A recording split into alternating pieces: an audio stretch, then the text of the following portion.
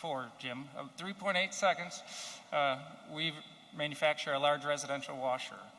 A couple other just fun, interesting facts. If you look overhead, we have over 30 miles of moving conveyor, over 100 autonomous vehicles, and we produce and process over 2 million pounds of steel every day.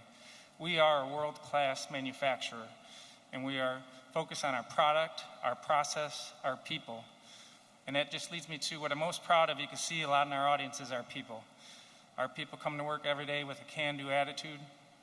They make a great quality product, and they deliver a great quality product to the consumer.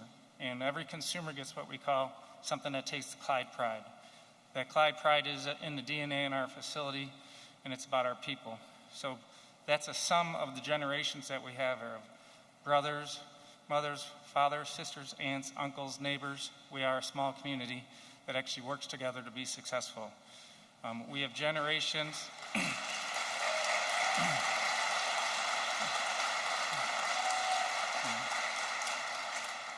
We have generations of employees, 30 years, 40 years, 50 years of expertise that can't be duplicated, yet we're a diverse workforce and we're willing to learn and compete against anybody in the world.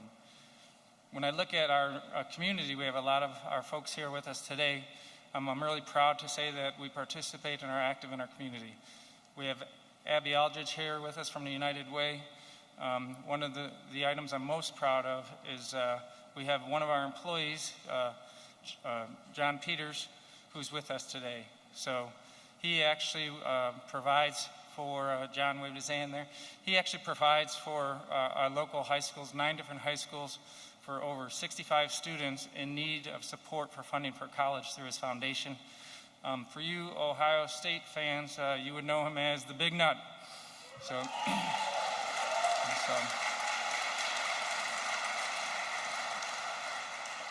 And really what Jim pointed out is we are the last remaining US-based large appliance company. Think about that. We are the last. And with a fair playing field, we could take on anyone worldwide. And with that, with the employees here we have today, on behalf of Whirlpool Corporation, ladies and gentlemen, the President of the United States, Donald J. Trump.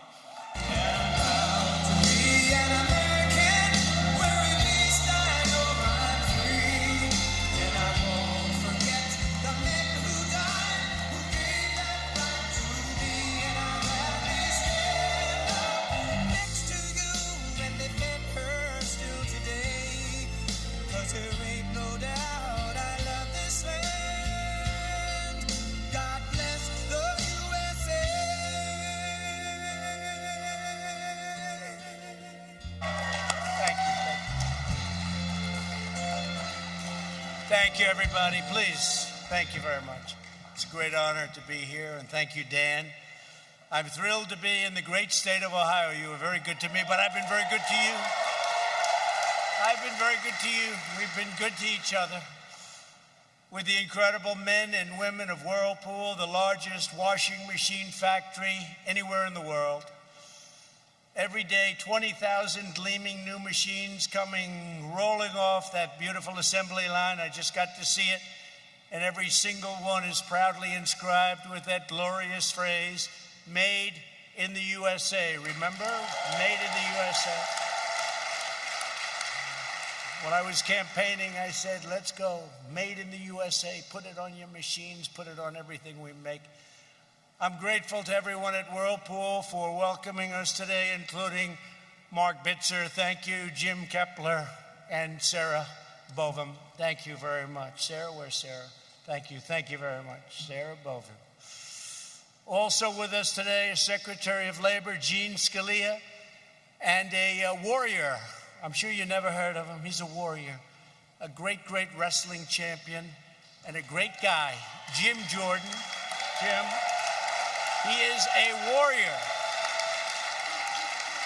Thanks, Jim. And he's tough. I'm not going to wrestle him ever, I promise. And another warrior, a great fellow who has been right at our side. He works with Jim and I so much and so hard, Bob Latta. Bob, thank you very much. Thank you, Bob. Also, Lieutenant Governor John Husted. Thank you, John. Thank you, John. Thank you. State Senate President Larry Alpoff. Larry, thank you very much. Thank you, Larry. Thank you, Larry. Clyde Mayor Scott Black and many other distinguished guests, great people, great representatives. Thank you, fellas. Thank you very much. As we celebrate Whirlpool's 109-year legacy of American manufacturing excellence, today I want to lay out my vision to bring millions and millions more jobs and thousands more factories back to American shores where they belong. We've been doing it long and hard.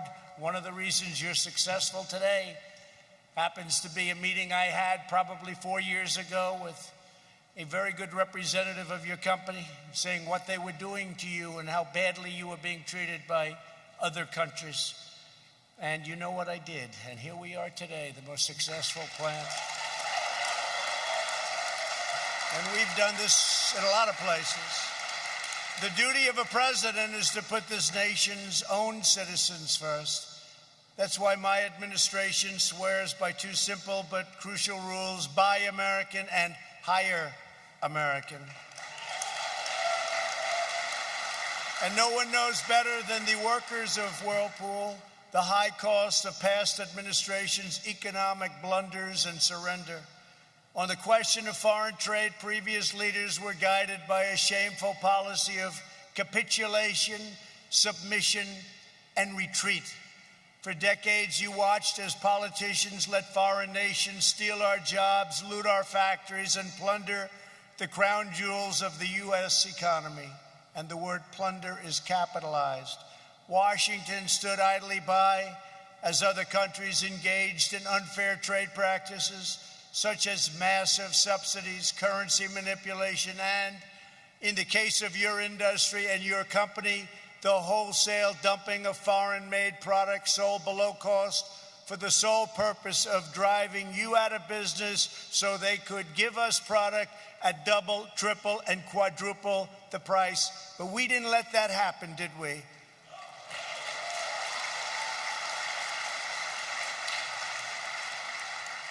For 8 years, Whirlpool begged the Obama-Biden administration, who did nothing to protect American workers from the flagrant dumping of foreign washers, dryers into America.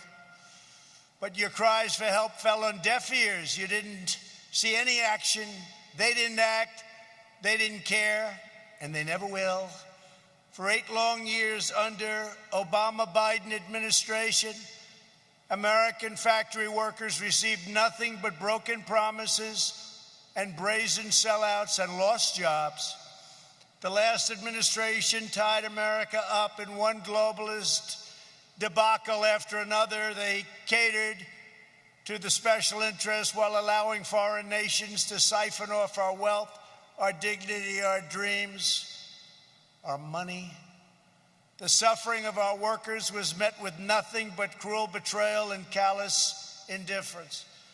In 2013, the U.S. International Trade Commission found your competitors from Korea and other countries guilty of dumping washers into the U.S. market and ordered them to pay anti-dumping duties as high as 79%. But rather than pay these very high tariffs, LG and Samsung relocated production to another country, a country called China. Have you ever heard of it? And the last administration did nothing as they kept on dumping washers into the U.S. market with impunity. The Obama-Biden administration was laughed at. They were a joke, and they were perfectly happy to let China win. Your jobs disappear and your factory to close. And you know what it was like. I came through today and everybody was out there, tremendous crowds, waving and cheering. I said, I must have done it right, because you had people that were really something. Because 4 or 5 years ago, this place was a disaster. In 2017, Whirlpool won relief from the ITC once again. Once more, Your foreign competitors moved their factories to prevent a level playing field and to avoid liability, shifting production to Thailand and to Vietnam. Thailand and Vietnam, two places that I like their leaders very much. They're very nice to us. Do they take advantage of the United States? But not so much anymore. But this time there was one big difference. Instead of an administration that sold out American workers and sold your company out and couldn't have cared less for you, you finally had a president who stood up for the American worker. On January 23rd, 2018, at my desk in the Oval Office, I proudly signed the order to impose a 50% tariff on all foreign-made washing machines.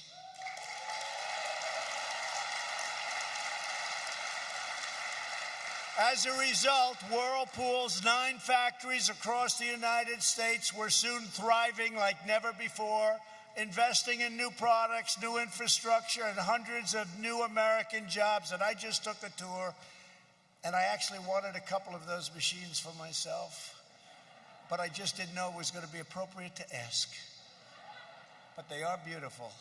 That includes thousands of new jobs across the Ohio supply chain, from right here in Clyde to Findlay, Ottawa, Greenville, and Marion. All over.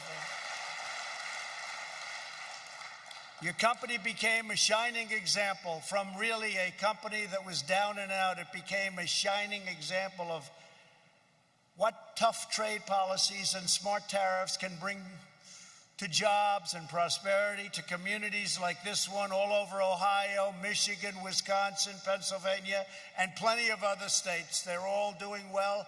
They were doing great. Then the plague came in, and now they're doing great again. We closed it up. We saved millions of lives, but now we're opening, and it looks like I was right about the V, because you're seeing the kind of numbers that are coming in, and they're coming in strong. They're coming in strong. Should have never happened. Should have never happened. China should have never let it happen. In defending your jobs here at Whirlpool, I was doing exactly what I promised in June 2016. As a candidate for president, I stood before an audience of hardworking patriots at a metals processing facility outside of Pittsburgh, Pennsylvania, to outline my plan for a new America First trade policy. And it was even a better job than I told you. I'm one politician that says, I'm going to do this, and then we do better. We produced more than I promised. And by the way, the wall is being built. It's going to be finished very soon. In my speech, I warned that our politicians have aggressively pursued a policy of globalization, moving our jobs, our wealth, and our factories overseas. I explained that globalization, these are the globalists. I'm not liking globalists too much, but they don't like me too much either.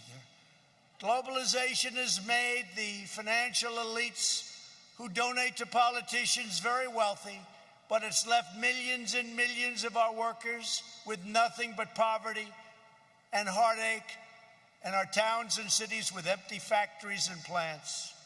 For years later, we've made extraordinary progress in reversing the dangerous tide of globalism.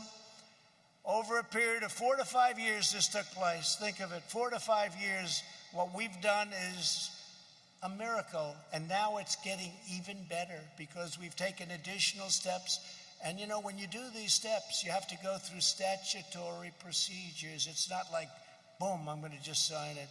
Has to go out for 90 days of review, then 120 days of review, then more, and we did it as quick as we can. We're doing it right now with the FDA. We're getting vaccines approved in days that nobody thought possible. It would take years and years, and we're doing it in months. We're doing very well. Under my administration, we're fighting for Main Street, not Wall Street. We've rejected globalism and embraced patriotism. In my speech in Pittsburgh in June of 2016, I made 7 big promises to American workers. Many politicians before me promised change on the campaign trail, only to back down in the face of corporate and international pressure. like Jerusalem. They all promised Jerusalem, didn't they? For years and years. I did it. They didn't do it. They didn't do it. I did it. Moved the embassy to Jerusalem, making Jerusalem the capital of Israel. They all talked about it. They talked and talked and talked, and then they got into office and they didn't do it. And I understand why. The pressure was enormous on me too. I just didn't take the phone calls. That's true. Leaders would call up from other countries. I'd say, I know what they're calling about. I'll call them back in a few days. Then I just signed all the papers, got it done, and then I called them back. They said, I was calling about Israel and Jerusalem, but you've already done it. I said, that's right. And they said, oh, okay. I said, hey, I wish you got me a little bit earlier. But I didn't back down from my promises, and I've kept every single one. First, I promised to withdraw the United States from the last administration's disastrous assault on U.S. workers. The Trans-Pacific Partnership would have been a disaster. Would have been a disaster, especially for the automobile industry. Would have put it out of business. My first week in office, I kept that promise and canceled that job-killing catastrophe. Second, I pledged to appoint the toughest and smartest trade negotiators to defend American jobs, and I did with Bob Lighthizer and all of his people. They've been fantastic. Third, I said I would use every legal tool at my disposal to fight back against unfair trade, and I did, and I found some that nobody even knew about. Some of them were very old. They had a lot of dust on them, hadn't been used for decades and decades, but I found them. Things you could never get past today. Fourth, I promised to label China a currency manipulator, and I did. Fifth, I said we would bring trade cases against China to crack down on its economic aggression.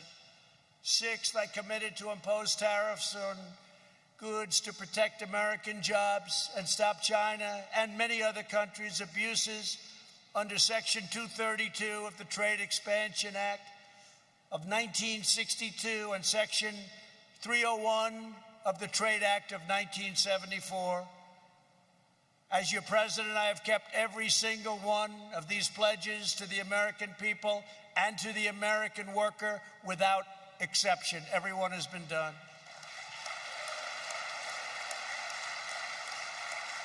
Seventh, one of my biggest promises in that speech was to replace the disaster known as NAFTA, one of the worst trade deals ever made by any country, let alone ours.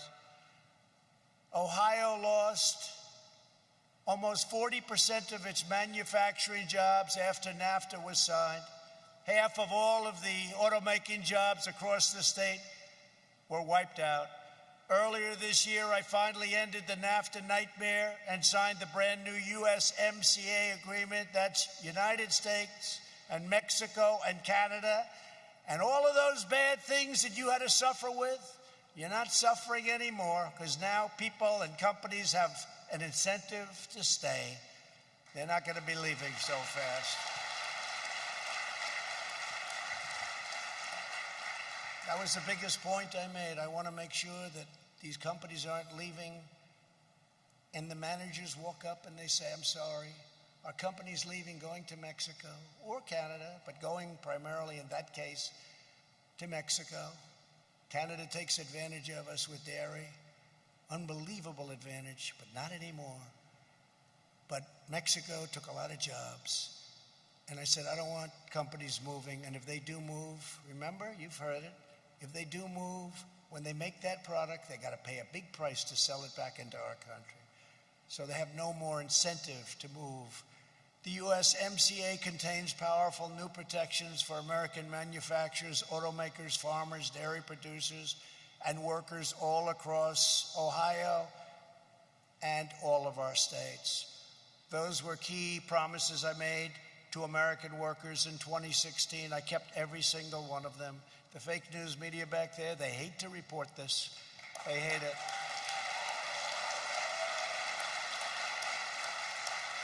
Why do they hate it? Because they're fake. Today, to define our path forward, I'm making our incredible workers 6 more promises that I will keep over the next 4 years, and I'm very proud to make them at your plant and in the state of Ohio.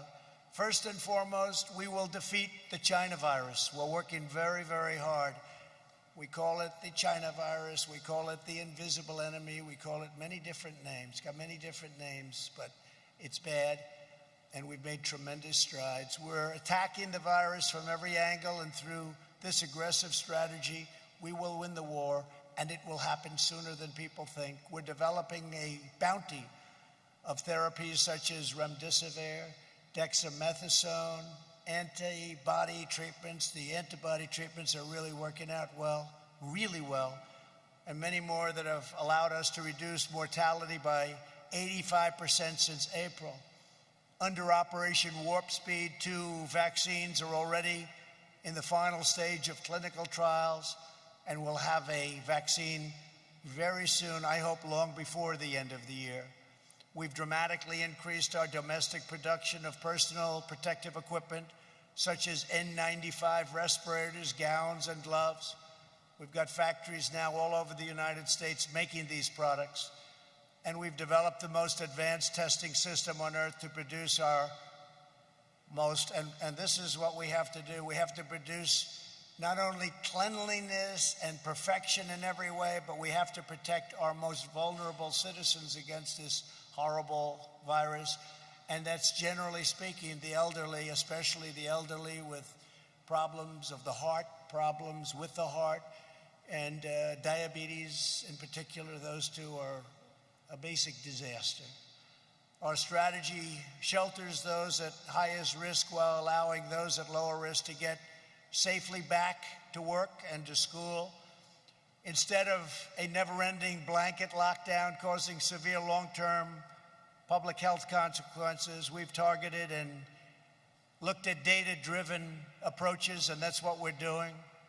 Again, when you close down, and we had to do it initially because it came and hit us big, hard, and nobody knew what it was, and we saved millions of lives. But today, you just pinpoint it. We know what to do, and we know who to protect. As an example, very young children are incredibly powerful. They're much stronger than all of us when it comes to the immune system. It's an incredible thing to see. But we know who to protect, and we know what to do. And let me tell you, lockdowns have big consequences in terms of drugs, in terms of family, in terms of depression and suicide, in terms of so many other problems that are caused, and not good for the kids. And they don't learn the same at a computer as they do when they're in a classroom. So there are big, big problems with lockdowns. But we cannot defeat the virus by fighting against each other. Just can't. And there are a lot of different theories and a lot of different ways. But if you look at some of the results, you'll see some of the states governor-run, some of the states that are open and run very smart are doing very well, and in fact better than strong lockdown states. Now is the time to come together as Americans and to unite against the plague inflicted upon us by China. Together we will prevail. My second promise to you is this: we will rise from the current adversity of this horrible, invisible enemy, and we will be more prosperous and resilient than ever before. We've done things that we never knew we could do. We're building factories now. We're building plants. You'll see what's going to be happening with the job numbers very soon. We had 2 of the best months ever in the history of our country. And we're going to have many, many very, very successful years unless somebody comes along and destroys it by doubling, tripling, and quadrupling your taxes, and quadrupling something else called regulations. It will be ended. It will be depression time.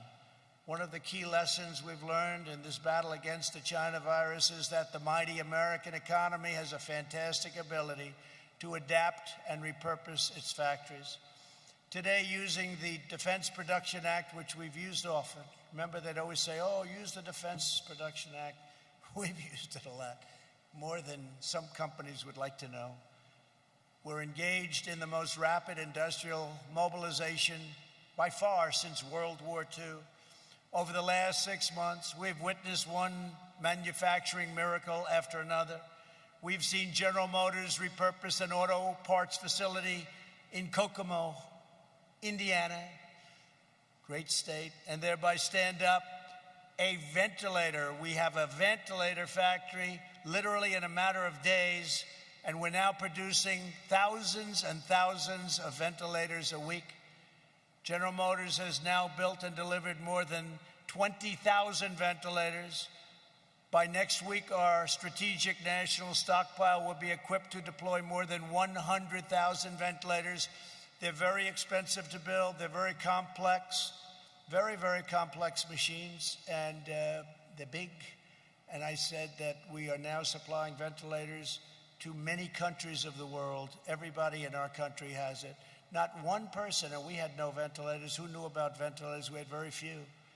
But not one person who needed a ventilator, think of this, who needed a ventilator didn't get it. Every person that needed a ventilator got it. Who would have thought that was possible? And you remember at the very beginning when you first heard about this whole horrible situation with the China virus, ventilators, they weren't around.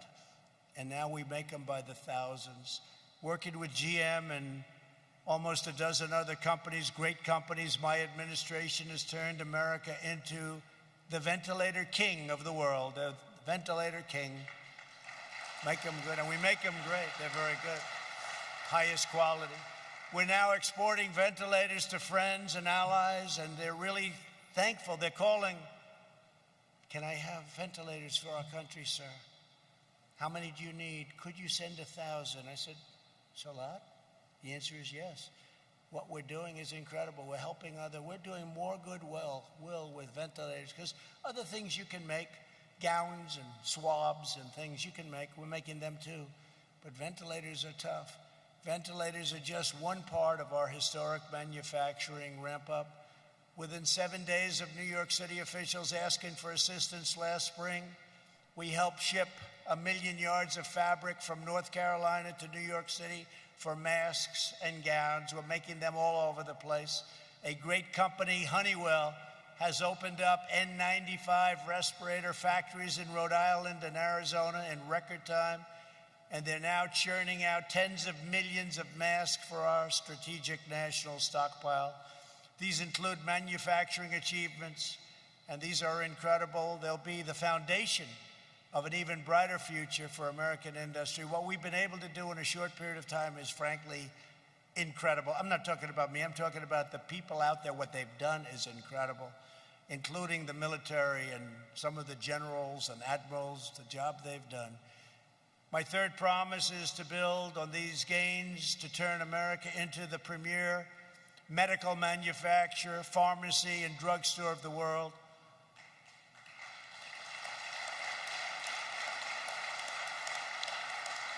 As we've seen in this pandemic, the United States must produce essential equipment, supplies, and pharmaceuticals for ourselves. We cannot rely on China and other nations across the globe that could one day deny us products in a time of need. We can't do it. We can't do it. We have to be smart. And speaking of pharmaceuticals, we instituted 4 moves, rebates, favored nations, and other things, buying from other nations where they have the product, the same exact pill, identical, made in the same factory, for a fraction, just a small fraction of the cost. We buy from other countries as opposed to buying through this ridiculous quagmire of political scam that we've been going through for many years. And what I've done in terms of favored nations, if, as an example, Germany has a pill for 10 cents and we have a bill for $2, we institute favored nations of the drug company, we get the pill for the same amount as the lowest pill anywhere in the world. Anywhere in the world. And that could drop your price of pharmaceuticals, of drugs, prescription drugs, could drop your price 50, 60, 70%, maybe more than that. This is something. Now, I have to tell you, I have never seen so many bad commercials about me as in the last 3 days since I did this. So will you remember that when you see this horrible commercial that I'm a socialist? I was called a socialist for the first time in my entire life. Actually, what I am doing is I'm using socialist countries who are buying our product for far less than we're allowed to. I'm saying, well, if you're going to sell it to this country, might be socialist, for a lower price, so we're going to get that same price. So, you know, but I have been called everything in the book. And I said the other day, whenever you see a drug company advertising that Donald Trump's a bad guy, remember your drug prices must be coming down very big. Very big. So please remember that. Please remember that, because I don't want to get all those negative votes and then Biden wins and first month he'll say, I dropped drug prices 78%, and he won't even know what the hell he's saying. I don't want to be watching that from some beautiful resort someplace in the world. I could have, I had such a beautiful life before I did this, but that's okay, because we're doing a great job. And it makes me very happy to see people being properly represented for a change. But during the course of the next 4 years, we will bring our pharmaceutical and medical supply chains home. We're going to bring them home where they belong. And we'll end reliance on China, just like we did with the washers and dryers, just like we did with many other things. We'll be making our product here safely, beautifully, and inexpensively. We're reasserting American economic independence, and I've been doing that from the first day I came into office. To this end, a short time ago, I signed a new executive order to ensure that when it comes to essential medicines, we buy American. The executive order will require that U.S. government agencies purchase all essential medicines that we need from American sources.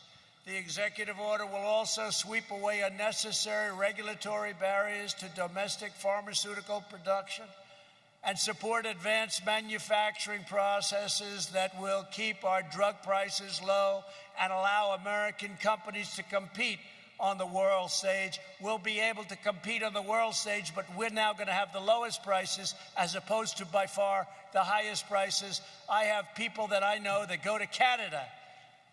They go to Canada to buy drugs, to buy prescription drugs. They go there because the price is so much lower than the United States. And yet it's made by the same company, often in the same plant. It's a disgrace.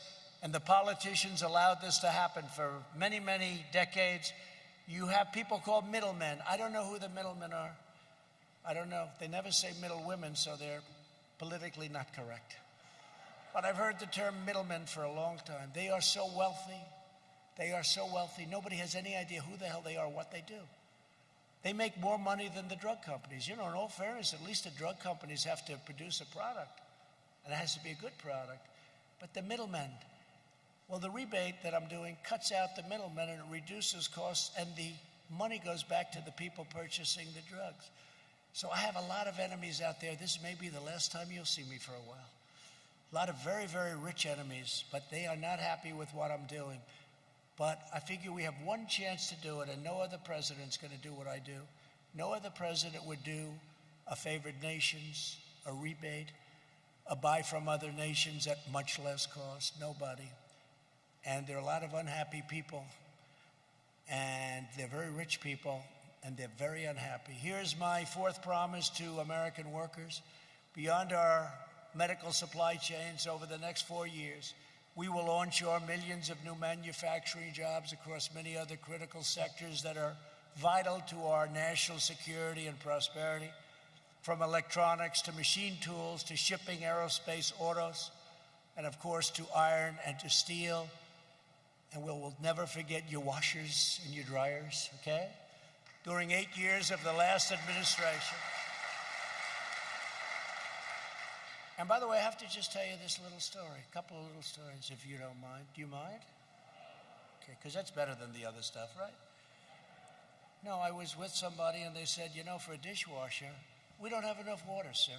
I think a lot of the people in the audience would understand what I'm saying.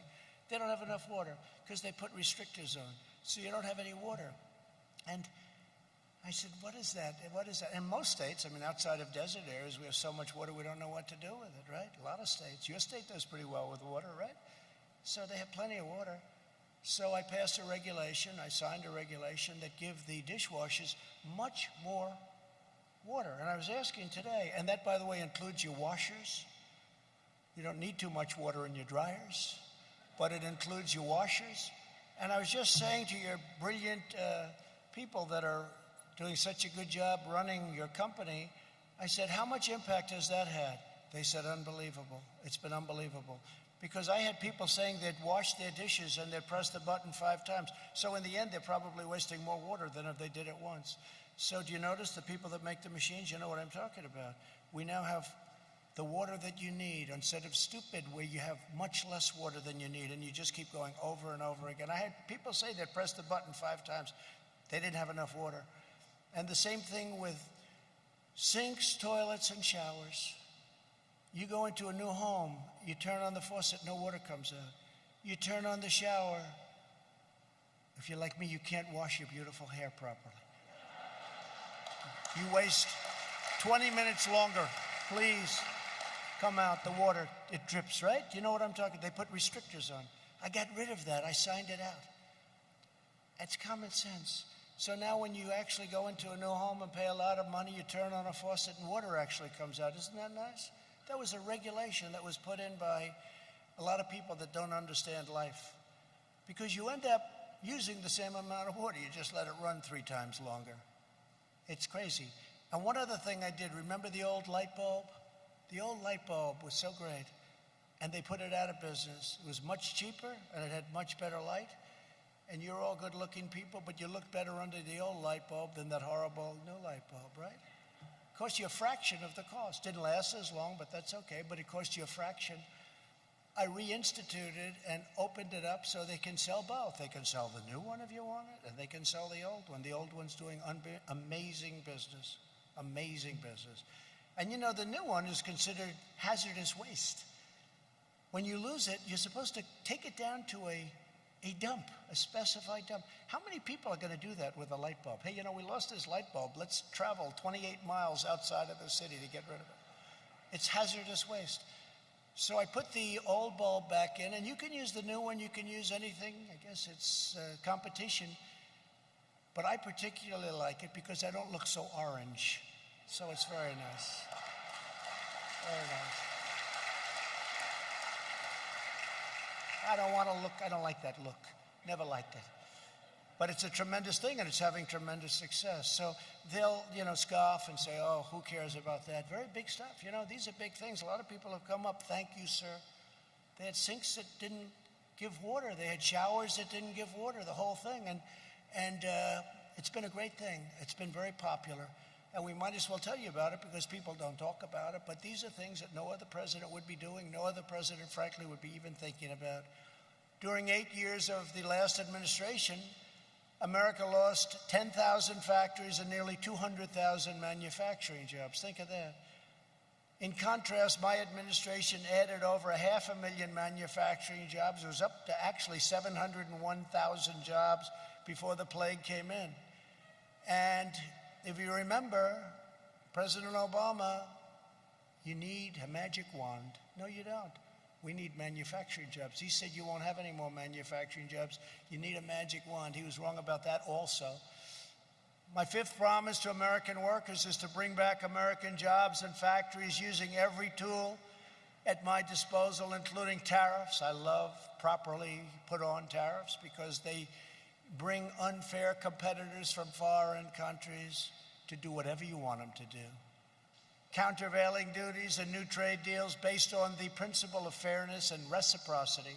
And I'll be signing something very important. Watch over the next week. I think you'll be very proud of your president. I'm going to be signing something that's very important over the next probably week.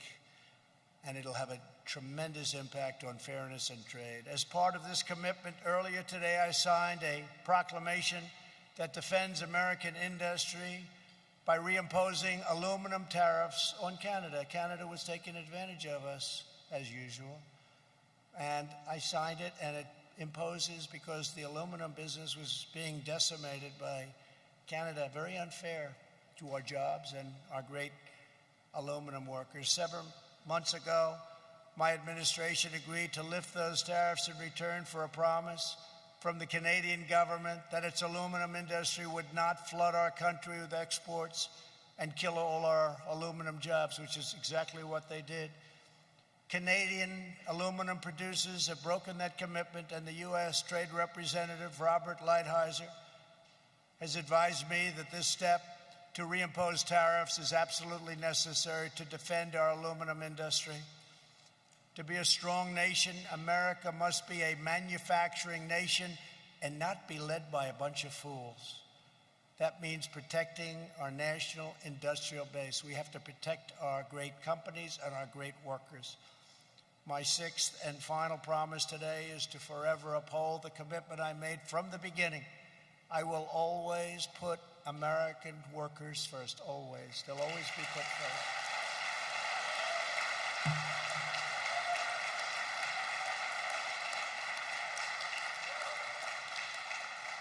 And I don't know if you're union or non-union, it doesn't matter to me, but I did one hell of a good job for the unions. You know, all the union heads are against me, but all the workers are for me, so something's right. The workers are for me. Usually the union heads, they're wined and dined in Washington pretty good by the Democrats. As part of this commitment, on Monday I signed an executive order to prevent government agencies like the Tennessee Valley Authority from replacing American workers with cheap foreign labor. There's a very big utility run by a man that gets $8 million a year. Would anybody in this room like that job? $8 million? $8 million a year, right? Highest paid. He really doesn't work for me. I wouldn't pay $8 million. If you paid him, the president gets $450,000. I give up my salary. Nobody ever says that. I might as well every once in a while say it. I believe I'm the only president to do that. And I'm saying that's not too smart. But the Tennessee Valley Authority pays $8 million a year to the head. And after the authority laid off 20% of its American technology workforce and forced them to train their foreign replacements this week, I told the chairman of the board, "You're fired."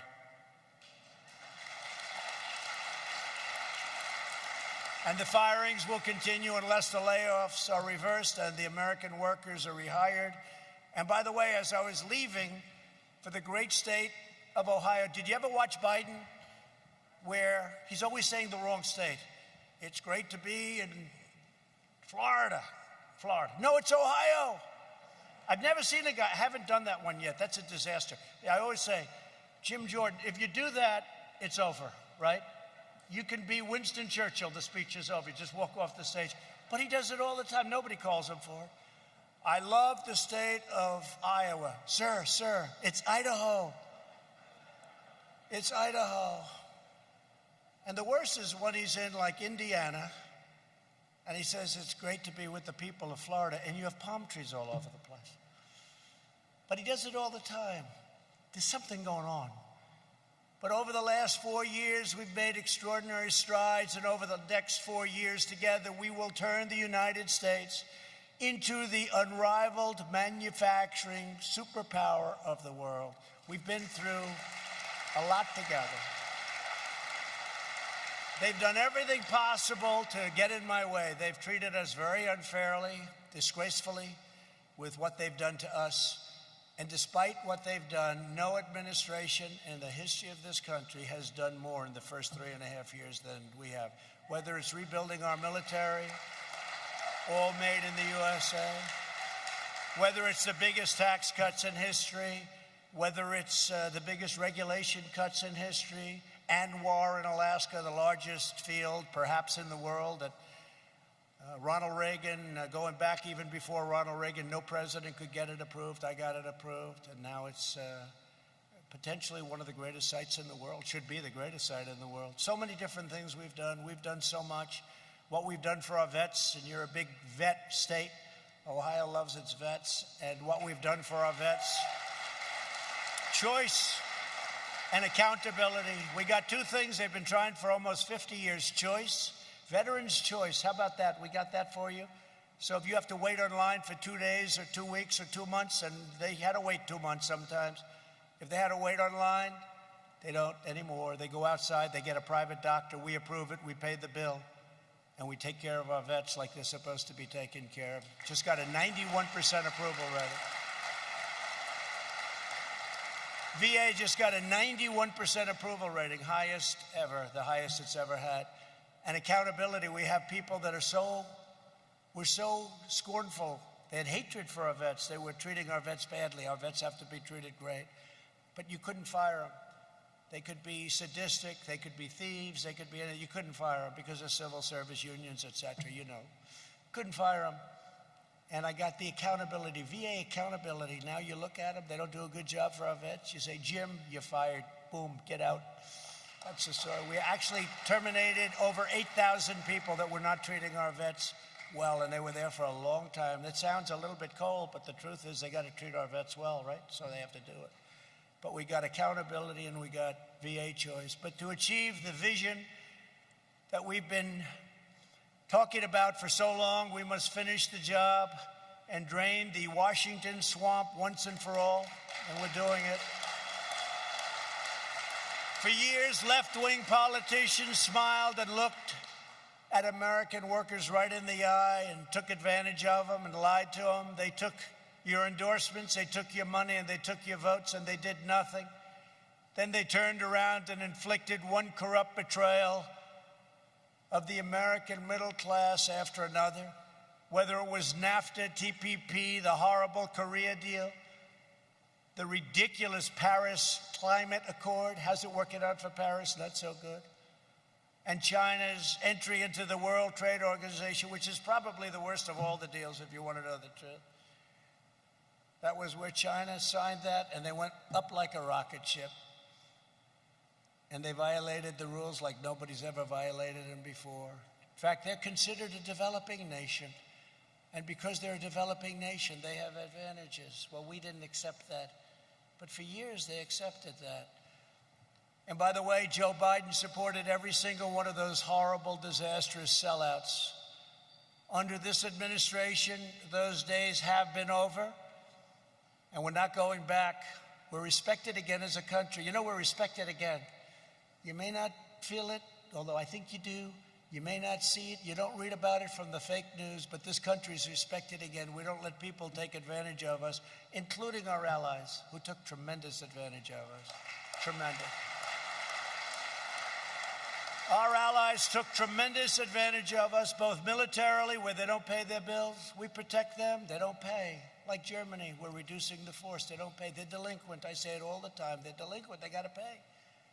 You know, we protect Germany from Russia, and yet Germany's paying billions of dollars a year, billions and billions to Russia for energy. So I say, what's that all about? So we protect, and they pay money, and we protect. So we don't stand for things like that, but we have many other things. I could stand up here all day long and tell you things that you wouldn't even believe. To fully restore American prosperity, we must stop the radical left-wing movement that would destroy our country. They want to impose $3 trillion of new taxes on American families. They want to ban fracking, which will demolish your state. It will demolish Ohio oil and gas jobs. They want to rejoin the disastrous Paris Climate Accord, where you'll pay billions and billions of dollars for the privilege of getting ripped off by other countries, and inflict a socialist takeover of the U.S. economy known as the horrendous Green New Deal. Was conceived by a young woman, AOC plus 3, I say. AOC, that's a real beauty, isn't it? She knows as much about the environment. Do we have any young children here? Has that young child over there? I think he knows more. And she certainly knows nothing about the economy. And if they ever had their chance, you would find that out, and it wouldn't take very long. You know, Venezuela was a very wealthy country 20 years ago, one of the wealthiest. Per capita, one of the wealthiest. Tremendous oil reserves, everything. Now they don't have food. They don't have water. They don't have medicine. They don't have anything. Same thing could happen. We're similar ideology. They also want to throw open American borders. give free taxpayer-funded health care to illegal aliens, defund police, abolish ICE, abolish borders, no more borders, and abolish basically the American dream. This is Joe Biden. And does anybody really think he's strong enough to stand up to these ruthless, vicious people? You look at Portland, you look at what's going on in Seattle. These are the people that you're dealing with. If I didn't send in the troops, if I didn't send in the great people from Homeland Security, you'd have courthouses and post offices and everything else burned down, blown up.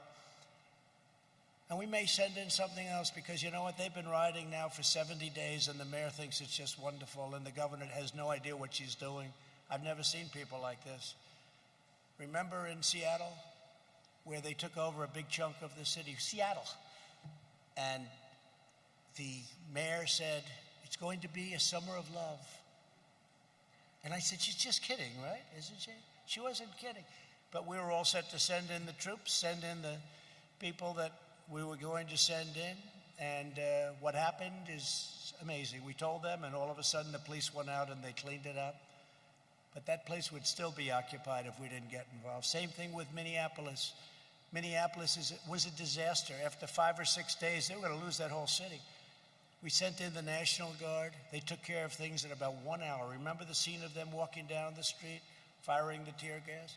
Now you're not even allowed, if you're looking at the other side, you're not allowed to use tear gas or pepper spray. You can't use any of that stuff. They can use Molotov cocktails and horrible things on you, but you're not allowed to do anything. So the police didn't want to have anything to do with the convention in a great state, Wisconsin, Milwaukee, for the Democrats. You couldn't use tear gas. You couldn't use pepper spray. You couldn't use anything. Think of how ridiculous this is. And you won't be able to use your guns because they're going to end your Second Amendment as sure as you're sitting there. But the proud people of Ohio will not let that happen. Together, we will preserve, protect, and defend our American way of life as long as I am president. Thank you. Thank you. As long as I am president of the United States, I will fight for you with every ounce of energy and strength that I have. I will be your voice. I will defend your jobs. I will stand up to the foreign trade cheaters and violators that hate our country. I will never let you down. I will have your back 100%.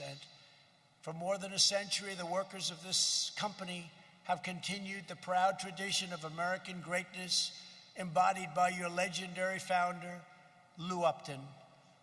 It's a heritage grounded in the values of hard work and determination, innovation and excellence, faith and family, loyalty and patriotism passed down from one generation to the next. You have an incredible heritage. These are the values that have defined this company and defined our country from the very beginning. And they are the values that will define our future, that will ensure our success, and that will allow America to thrive and win for many generations to come. There is nobody that can defeat us, nobody.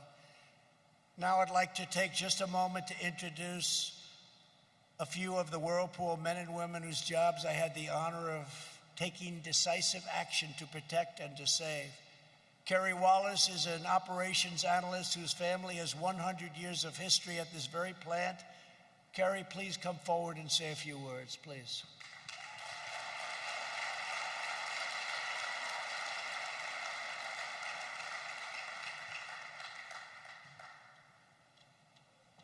Thank you, Kerry. Good afternoon. Manufacturing is the heartbeat of this area. Whirlpool has an enormous impact on the state of Ohio economically. My family has proudly worked in these walls for 4 generations, like Mr. President said, for combined over 100 years. I had the opportunity to get some advice from my mother, advice that was passed down from my grandfather, which I was actually just able to pass down to my nephew. There is not another company that would provide financial security and career opportunities in this area like Whirlpool. It's true, the opportunities here are endless for us. Whirlpool has rewarded me with a completely new family also.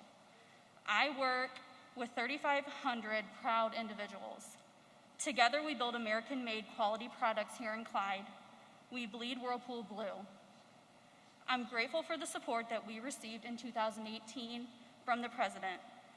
That support gives us the ability to compete and deliver in the marketplace now and for many generations to come.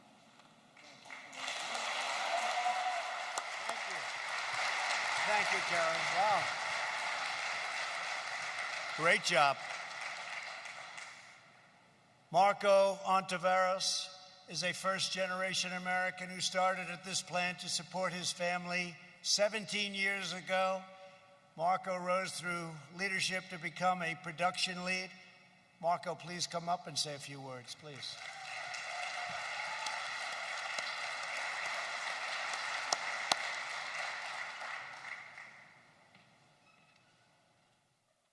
Thank you, Mr. President. As the President said, I started here about 16, going on 17 years. I was fresh out of high school, had no idea what I wanted to do with my life, but I knew I had 2 young children that I had to support, and I had to support fast.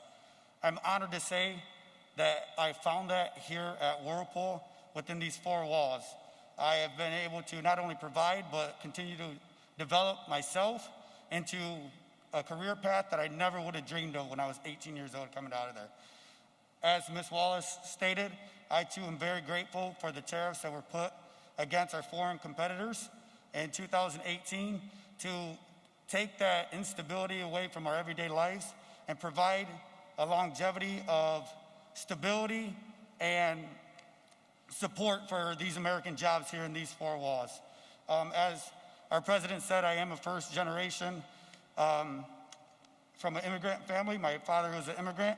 He came here to chase the American dream, and I can say I'm fortunate enough to find my American dream within these 4 walls here at Whirlpool. Thank you very much. Well, thank you both. And you know, Marco had a beautiful speech written, and he never looked down. You never even looked down at that speech. I'm impressed with both of you. I'm impressed. To every worker here at Whirlpool, thank you once again for welcoming us. It's an honor to be here. And thank you for your commitment to American manufacturing. You're a great company with great, great people. Together, we will bring back our jobs, we will bring back our factories, and we will bring back our American dream. God bless you, and God bless America. Thank you very much. Thank you. Thank you.